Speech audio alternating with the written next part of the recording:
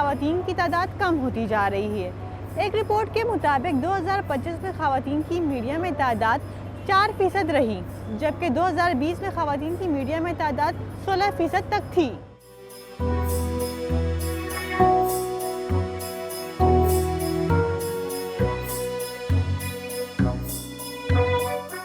صحافت اس وقت مجموعی طور پہ اگر دیکھا جائے جو حالات ہیں وہ خطرے میں ہیں۔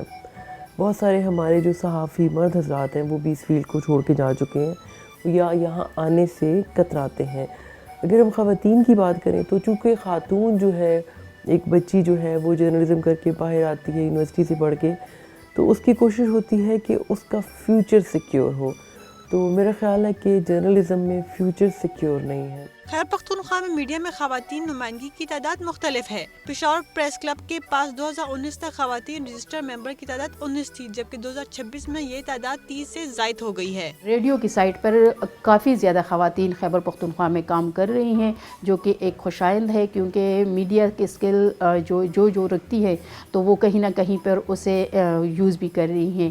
لیکن چونکہ ٹی وی کی سائٹ پر صرف یہی ہوتی ہے کہ پرمیشن کی تھوڑا سا ان کو ایشو ہوتا ہے، تو اسکرین پر آنے سے شاید ان کو تھوڑا سا مسئلہ ہو۔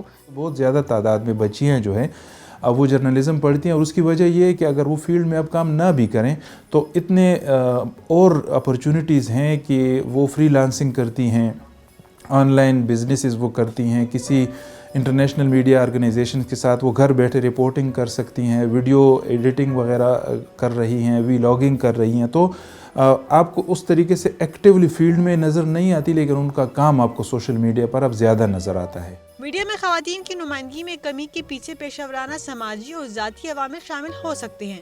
بدلتے ہوئے میڈیا لینڈسکیپ میں یہ ایک اہم نکتہ ہے۔